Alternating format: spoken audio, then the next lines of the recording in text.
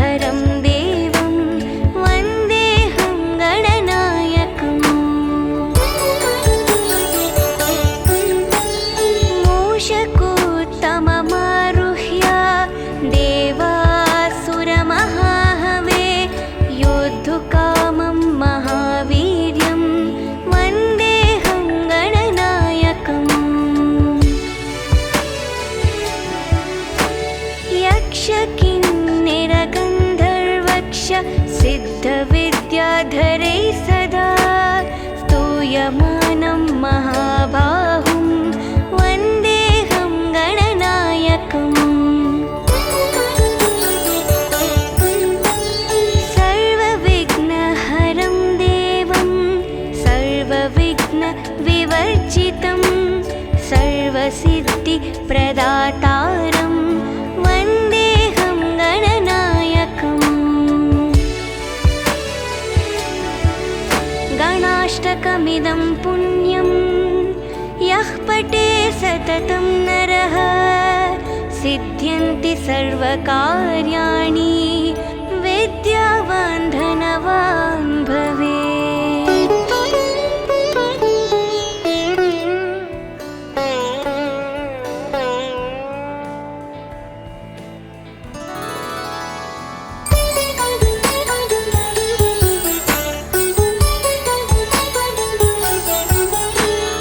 एकदन्तं महाकायं तप्तकाञ्चनसन्निभं लम्बोदरं विशालाक्षं वन्देऽहं गणनायकम्। मौञ्जीकृष्णाजिनधरं नागयज्ञोपवीतिनं बालेन्दुसुकलामौलिं वन्देऽहं गणनायकम्। अम्बिकाहृदयानन्दं मातृभिः परिवेष्टितं भक्तिप्रियं मदोन्मत्तं वन्देऽहं गणनायकम्। चित्ररत्नविचित्राङ्गं चित्रमालाविभूषितं चित्ररूपधरं देवं वन्देऽहं गणनायकम्। गजवक्त्रं सुरश्रेष्ठं कर्णचामरभूषितं पाशाङ्कुशधरं देवं वन्देऽहं गणनायकम्।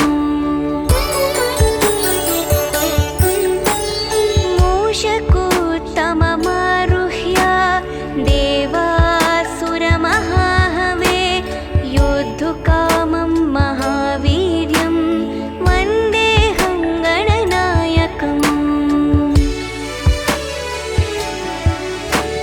यक्षकिन्निरगन्धर्वक्ष सिद्धविद्याधरैः सदा स्तूयमानं महाबाहुं वन्देऽहं गणनायकम्।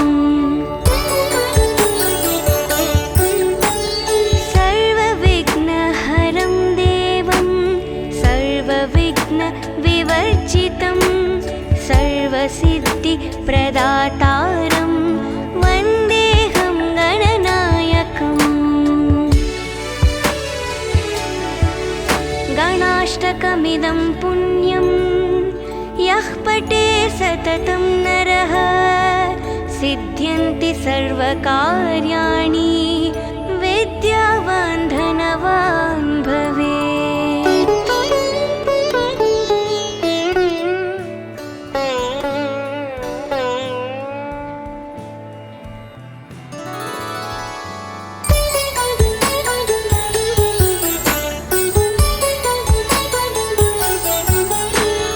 एकदन्तं महाकायं तप्तकाञ्चनसन्निभं लम्बोदरं विशालाक्षं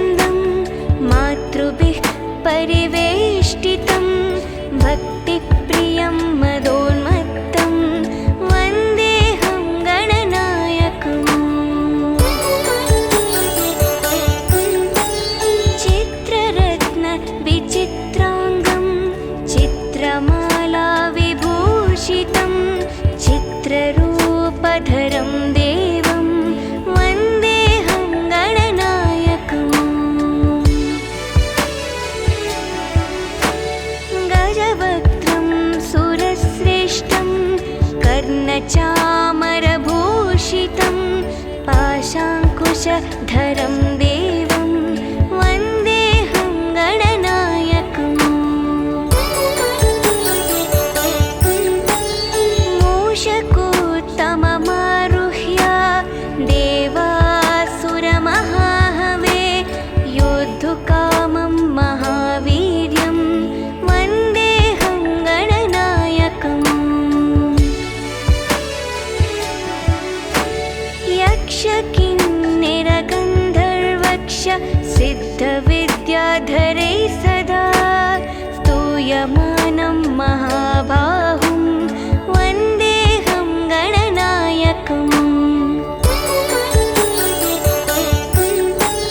सर्वविघ्नहरं देवं सर्वविघ्नविवर्जितं सर्वसिद्धिप्रदातारं वन्देऽहं गणनायकम्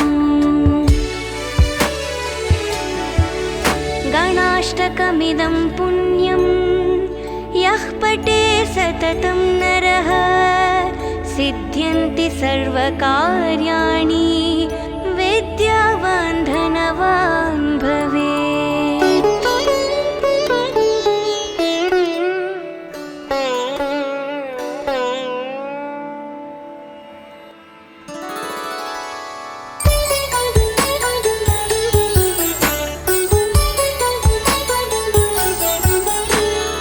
एकदन्तं महाकायं तप्तकाञ्चनसन्निभं लम्बोदरं विशालाक्षं वन्देऽहं गणनायकम् मौञ्जीकृष्णाजिनधरं नागयज्ञोपवीतिनं बालेन्दुसुकलामौलिं वन्देऽहं गणनायकम् अम्बिकाहृदयानन्दं मातृभिः परिवेष्टितं भक्तिप्रियं मदोन्मत्तं वन्देऽहं गणनायकम् चित्ररत्नविचित्राङ्गं चित्रमालाविभूषितं चित्ररूपधरं देवं वन्देऽहं गणनायकम् गजवक्त्रं सुरश्रेष्ठं कर्णचामरभूषितं पाशाङ्कुशधरं देवं वन्देऽहं गणनायकम्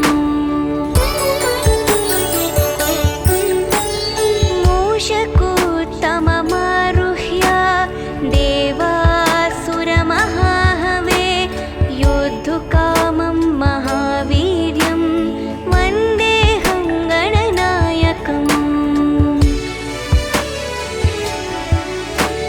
यक्षकिन्निरगन्धर्वक्ष सिद्धविद्याधरैः सदा स्तूयमानं महाबाहुं वन्देऽहं गणनायकम्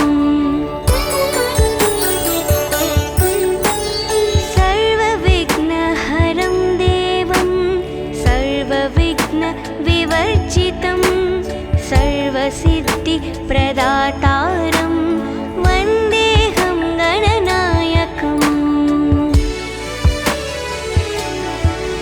गणाष्टकमिदं पुण्यं यः पठे सततं नरः सिद्ध्यन्ति सर्वकार्याणि विद्यावान् धनवान् भवेत्।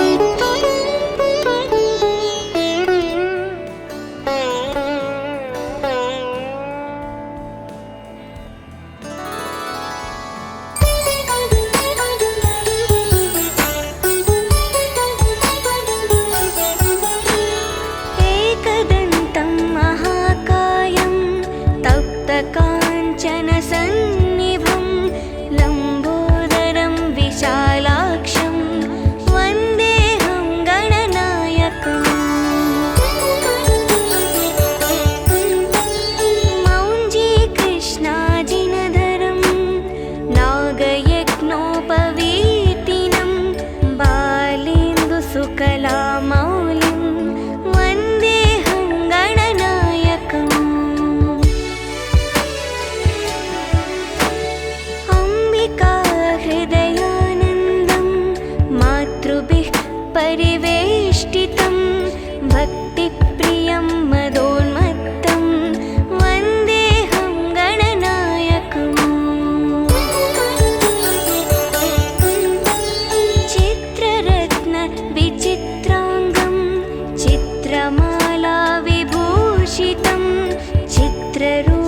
चित्ररूपधरं देवं वन्देऽहं गणनायकम्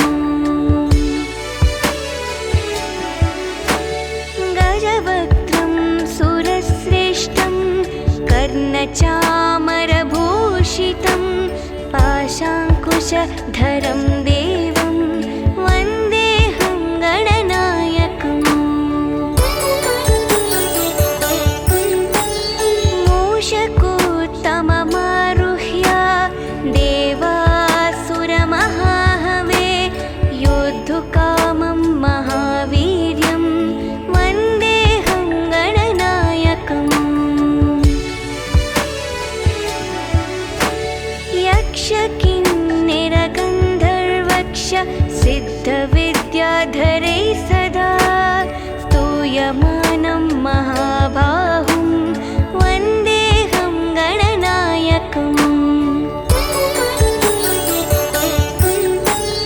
सर्वविघ्नहरं देवं सर्वविघ्नविवर्जितं सर्वसिद्धिप्रदातारं वन्देऽहं गणनायकम्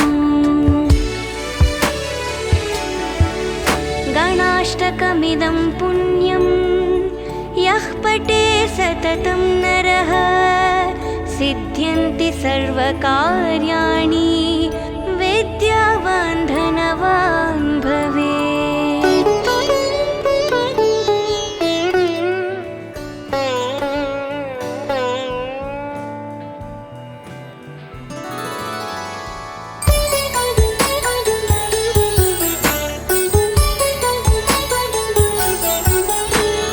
एकदन्तं महाकायं तप्तकाञ्चनसन्निभं लम्बोदरं विशालाक्षं वन्देऽहं गणनायकम् मौञ्जीकृष्णाजिनधरं नागयज्ञोपवीतिनं बालेन्दुसुकलामौलिं वन्देऽहं गणनायकम् अम्बिकाहृदयानन्दं मातृभिः परिवेष्टितं भक्तिप्रियं मदोन्मत्तं वन्देऽहं गणनायकम् चित्ररत्नविचित्राङ्गं चित्रमालाविभूषितं चित्ररूपधरं देवं वन्देऽहं गणनायकम् गजवक्त्रं सुरश्रेष्ठं कर्णचामरभूषितं पाशाङ्कुशधरं देवं वन्देऽहं गणनायकम्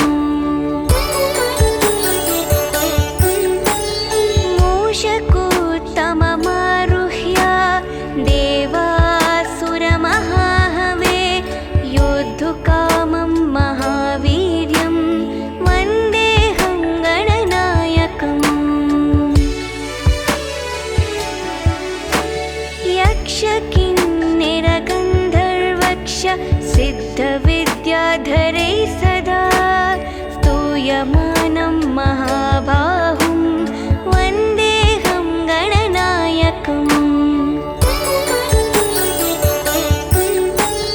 सर्वविघ्नहरं देवं सर्वविघ्नविवर्जितं सर्वसिद्धिप्रदातारं वन्देऽहं गणनायकम् गणाष्टकमिदं पुण्यं यः पठे सततं नरः सिद्ध्यन्ति सर्वकार्याणि विद्यावान् धनवान् भवेत्।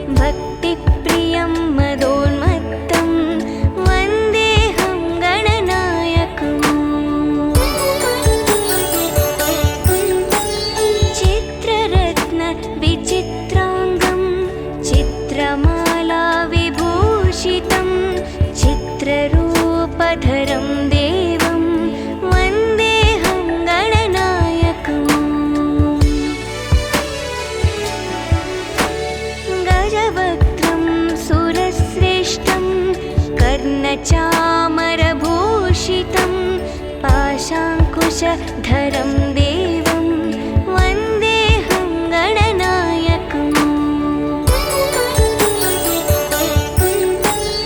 मूषकोत्तममारुह्य देवासुरमहाहवे योद्धुकामं महावीर्यं वन्देऽहं गणनायकम् यक्षकिन्निरगन्धर्वक्ष सिद्धविद्याधरैः सदा स्तूयमानं महाबाहुं वन्देऽहं गणनायकम् सर्वविघ्नहरं देवं सर्वविघ्नविवर्जितं सर्वसिद्धिप्रदातारं वन्देऽहं गणनायकम् गणाष्टकमिदं पुण्यं यः पठे सततं नरः सिद्ध्यन्ति सर्वकार्याणि विद्यावान् धनवान् भवेत्।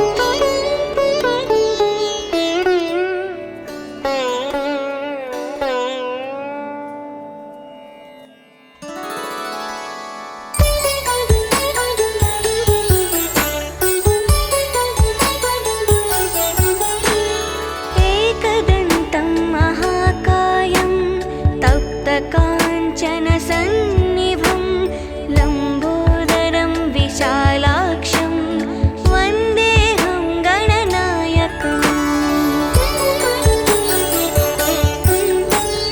मौञ्जीकृष्णाजिनधरं नागयज्ञोपवीतिनं बालेन्दुसुकलामौलिं वन्देऽहं गणनायकम्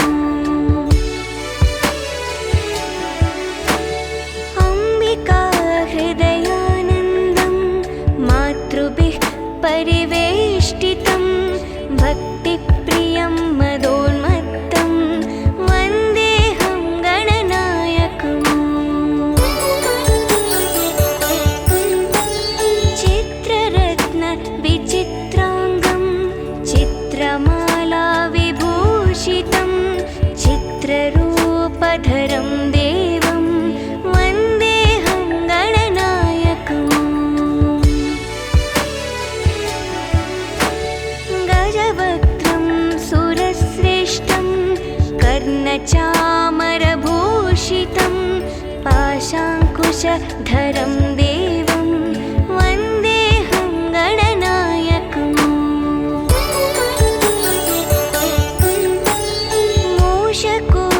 मूषकोत्तममारुह्य देवासुरमहाहवे योद्धुकामं महावीर्यं वन्देऽहं गणनायकम् यक्षकिन्निरगन्धर्वक्ष सिद्धविद्याधरैः सदा स्तूयमानं महाबाहुं वन्देऽहं गणनायकम् सर्वविघ्नहरं देवं सर्वविघ्नविवर्जितं सर्वसिद्धिप्रदातारं वन्देऽहं गणनायकम् गणाष्टकमिदं पुण्यं यः पठे सततं नरः सिद्ध्यन्ति सर्वकार्याणि विद्यावान् धनवान् भवेत्।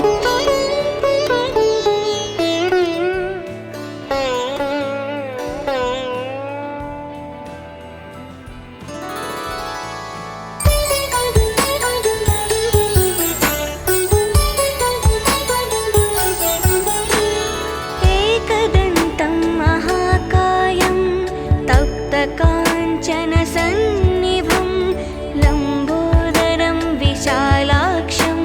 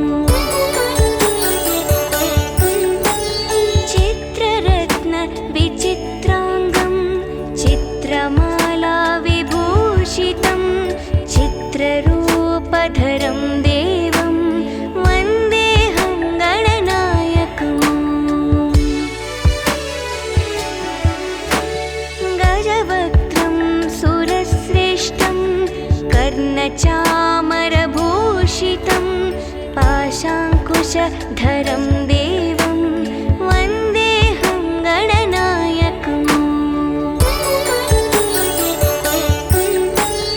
मूषकोत्तममारुह्य देवासुरमहाहवे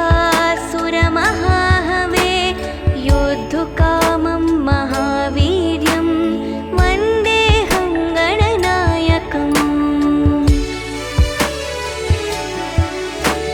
यक्षकिन्निरगन्धर्वक्ष सिद्धविद्याधरै सदा स्तूयमानं महाबाहुं वन्देऽहं गणनायकम्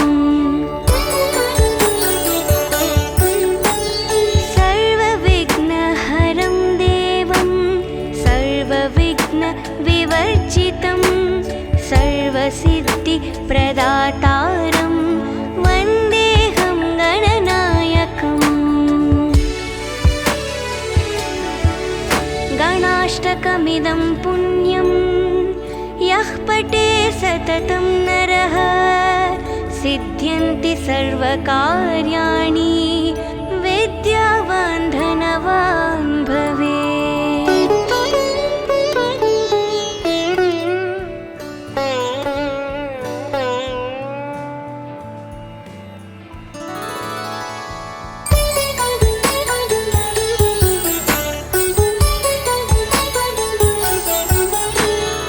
एकदन्तं महाकायं तप्तकाञ्चनसन्निभं लम्बोदरं विशालाक्षं वन्देऽहं गणनायकम् मौञ्जीकृष्णाजिनधरं नागयज्ञोपवीतिनं बालेन्दुसुकलामौलिं वन्देऽहं गणनायकम् अम्बिकाहृदयानन्दं मातृभिः परिवेष्टितं भक्तिप्रियं मदोन्मत्तं वन्देऽहं गणनायकम् चित्ररत्नविचित्राङ्गं चित्रमालाविभूषितं चित्ररूपधरं देवं वन्देऽहं गणनायकम् गजवक्त्रं सुरश्रेष्ठं कर्णचामरभूषितं पाशाङ्कुशधरं देवं वन्देऽहं गणनायकम्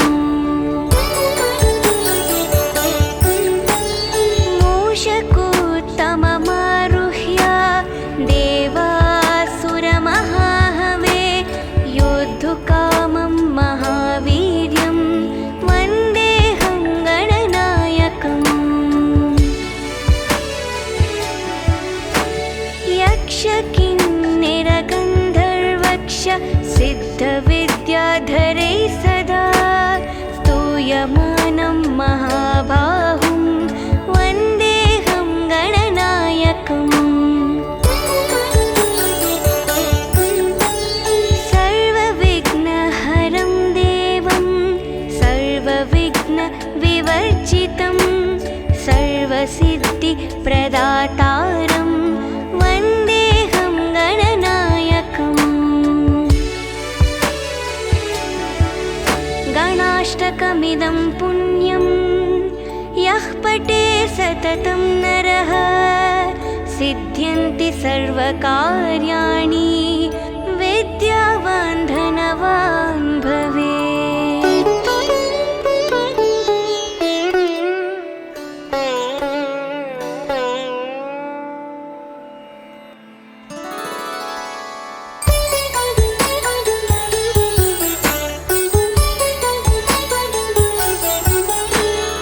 एकदन्तं महाकायं तप्तकाञ्चनसन्निभं लम्बोदरं विशालाक्षं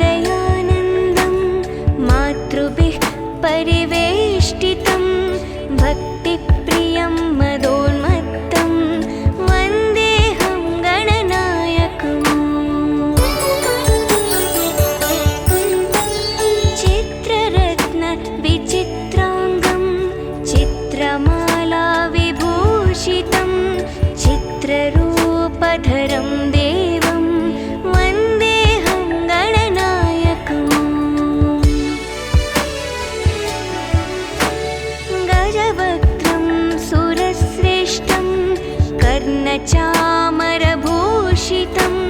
पाशाङ्कुशधरं देवं वन्देऽहं गणनायकम् मूषकोत्तममारुह्य देवासुरमहाहवे योद्धुकामं महावीर्यं वन्देऽहं गणनायकम् यक्षकिन्निरगन्धर्वक्ष सिद्धविद्याधरैः सदा स्तूयमानं महाबाहुं वन्देऽहं गणनायकम् सर्वविघ्नहरं देवं सर्वविघ्नविवर्जितं सर्वसिद्धिप्रदातारं वन्देऽहं गणनायकम् गणाष्टकमिदं पुण्यं यः पठे सततं नरः सिद्ध्यन्ति सर्वकार्याणि विद्यावान् धनवान् भवेत्।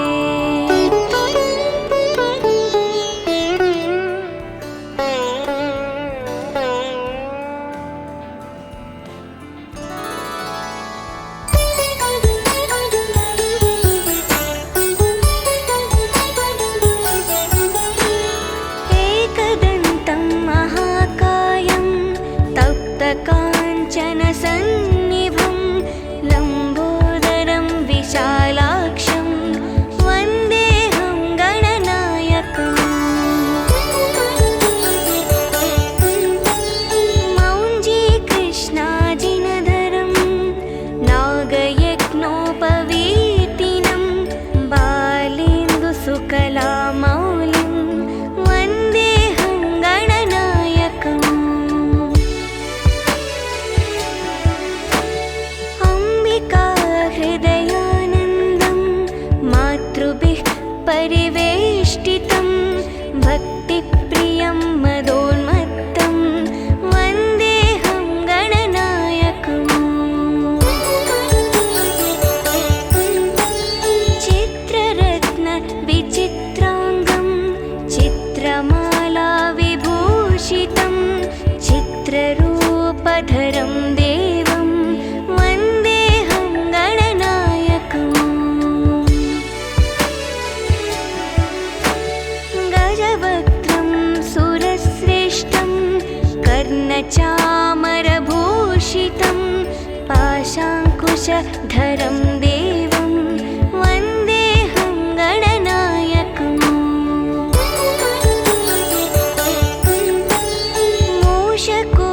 मूषकोत्तममारुह्य देवासुरमहाहवे योद्धुकामं महावीर्यं वन्देऽहं गणनायकम् यक्षकिन्निरगन्धर्वक्ष सिद्धविद्याधरैः सदा स्तूयमानं महाबाहुं वन्देऽहं गणनायकम् सर्वविघ्नहरं देवं सर्वविघ्नविवर्जितं सर्वसिद्धिप्रदातारं वन्देऽहं गणनायकम् गणाष्टकमिदं पुण्यं यः पठे सततं नरः सिद्ध्यन्ति सर्वकार्याणि विद्यावान् धनवान् भवेत्।